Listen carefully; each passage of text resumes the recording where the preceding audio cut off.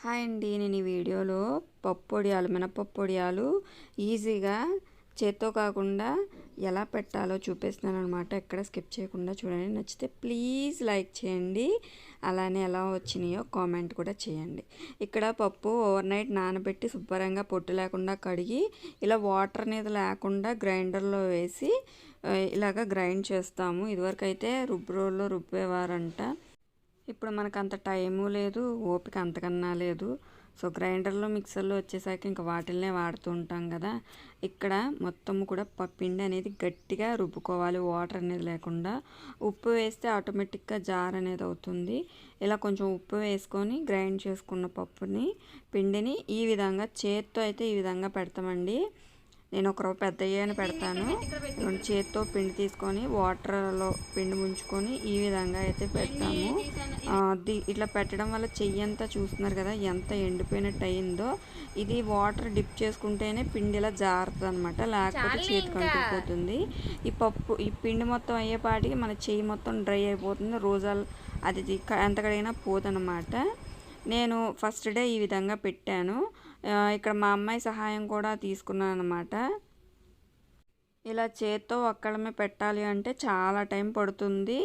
అందుకని చెప్పి నేను ఇలాగ ఆయిల్ కవర్ని కట్ చేసి నెక్స్ట్ డే అనమాట, ఒక 3-4 రోజులు పెడితే కానీ అవదండి. ఒక కార్నర్ వైపు చిన్నగా కట్ చేసి ఈ మినపప్పు పిండి ఏదైతే ఉందో దాన్ని ఇందులో వేసేసి వడియాలు అయితే పట్టానండి.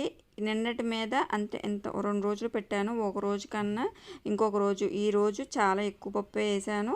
చాలా తేలిగ్గా పట్టేశాను అనమాట. ఇలాగా జస్ట్ ఇలాగా కొంచెం పిండితే వడియం పడిపోతుంది అనమాట. మీరు క్లాత్ చూసి అబ్జర్వ్ చేయొచ్చు. అది నిన్న పెట్టండి, ఇదేమో ఈరోజు పెట్టాను అనమాట. చూడండి ఎంత నీట్గా వచ్చేస్తుందో. చేత్తో పెట్టే పనే లేకుండా చాలా ఫాస్ట్గా కూడా అయిపోయినాయి అనమాట. వడియాలు పెట్టడమును రౌండ్ కూడా వచ్చినాయి ఆరినాక.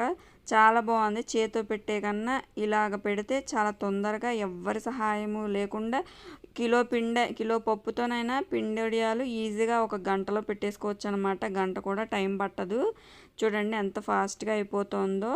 మీకు గనక ఈ టిప్ నచ్చితే ప్లీజ్ లైక్ చేసి కొంచెం షేర్ చేసి ఛానల్ని అయితే సబ్స్క్రైబ్ చేసి సపోర్ట్ చేయండి.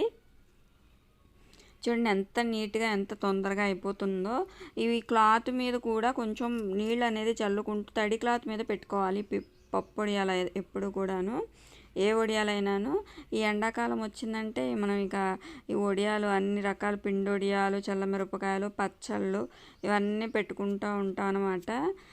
నేను మొన్నటిదాకా పెట్టలేదు వడియాలు, జస్ట్ ఇప్పటి నుంచే స్టార్ట్ చేశాను. ఇక్కడ చూడండి ఎంత ఫాస్ట్గా పెట్టేసేస్తున్నాను. అదే చేత్తో అయితే ఇవి పెట్టే టైంలో ఒక 2-3 పెడతాం మేము.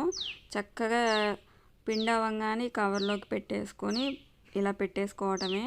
నేను ఇక్కడ ఎడం చేత్తో కూడా ట్రై చేస్తాను అనమాట, కుదురుతుందా లేదా అని. అది వీడియో క్లిప్పింగ్ అనమాట. ఎండినాక కూడా చాలా బాగా వచ్చినాయండి.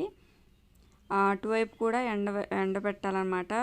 ఈ పొడియాల వైపే కాకుండా తిరగేసి కూడా కొంచెం ఎండబెడితే ఈజీగా వచ్చేస్తుంది. నేను ఇక్కడ ఒక చేత్తో కెమెరా పట్టుకొని ఫోన్ పట్టుకొని ఇంకో చేత్తో తీస్తున్నాను, అందుకే స్లోగా తీస్తున్నాను. చాలా బాగా వచ్చినాయి అనమాట వడియాలు అయితేను.